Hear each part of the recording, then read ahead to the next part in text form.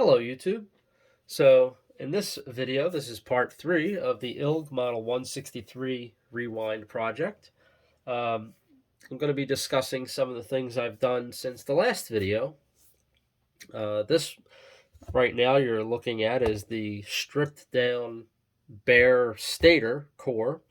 Now I have not done anything more to clean this other than just removing all the winding and um, and the slot paper that goes between the windings and the core here. So it's still a little dirty and crusty, but everything's been removed from here. Now, in the last video, I still had the remaining portion of the windings. I had only cut off the one set of end turns on the side with the leads. Now the other side was still there. What I ended up doing, here's the side that had the leads on it. What I ended up doing was cutting off the other side as well. Now normally you would want to leave that together with the remaining parts of the winding that are inside of the slots. This way you have something you can either put some pliers on here or a slide hammer come along, some kind of device to use to pull that winding out. Now for me, with this motor, I went ahead and I actually cut the second set of end turns off, and that was simply because this motor, you can't remove this you can't remove the laminations from the housing. This is all welded together.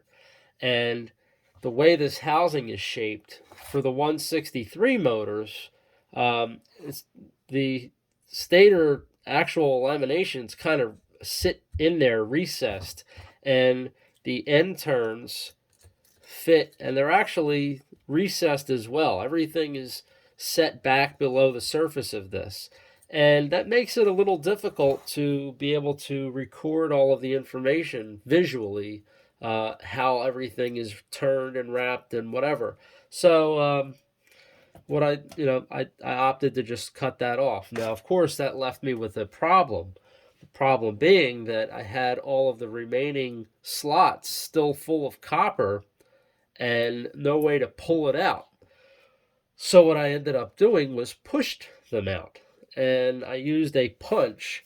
Now, there was a really important step to this. If you had these in here and they're cut off flush on both sides, and you start whacking at it with a punch, something is going to bind. Now, if the motor had really bad insulation, varnish was broken down, whatever, they may come out pretty easily on their own. But for this motor, the insulation, I had actually revarnished it previously before doing this. So it was really solid. So what I ended up doing to break the bond between the coil and the laminations was I just heated it with a torch. I would pick a section and say work maybe 3 or 4 slots at a time, and just kind of heat that section, and then go through with the punch. And it surprised me actually. I thought it was going to be more difficult than it was.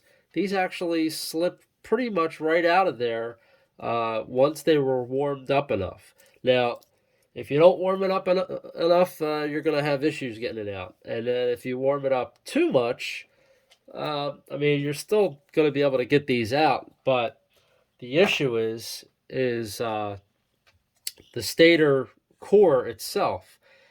This is constructed of a bunch of iron laminations or sheets that are die cut to whatever configuration they need to be, and they have insulating varnish that is in between each one of those layers, so they're not actually all fully contacting each other. They have that separation layer, um, and you don't want to damage that. So if you apply too much heat, you can risk damaging all of that insulation between your laminations, and you're going to, in a sense, ruin the motor a little bit. You're going to lose efficiency. the way your fields form, everything might change up on you a little bit. Um, and you really can't undo that once you get to that point where they're all burned, especially like this. This is a welded core, so the actual housing is welded on the edges here to the laminations. So these are in here. You're not getting them out. Um, so, uh, I have seen some videos where people will throw these onto like a fire, open flame, and just have it burn and burn everything out of it until it's just like dry, carbonized, like black, sooty looking inside. Um, you know, Obviously, different strokes for different folks. Everybody has a different way of doing things. But for me, I don't feel comfortable getting these laminations that hot. I'd rather keep them cool and just warm it up enough to soften the insulation to be able to pull everything out. So anyway, that's the step I got to for this, to get this nice and clean. And of course, I'm just left with the pieces. I have a bunch. I have 36 pieces that look like this, and I've got the end turns. Now this one I did start to break apart. That's why there's only about half of it left. But I will get to all of that in the next video. So stay tuned for that. I'll be going through more information in detail on the winding, some of the more of the data that I collected, wire gauge, number of turns, all of that kind of thing. So we'll be going through that in the next one. So thanks for watching and stay tuned till then.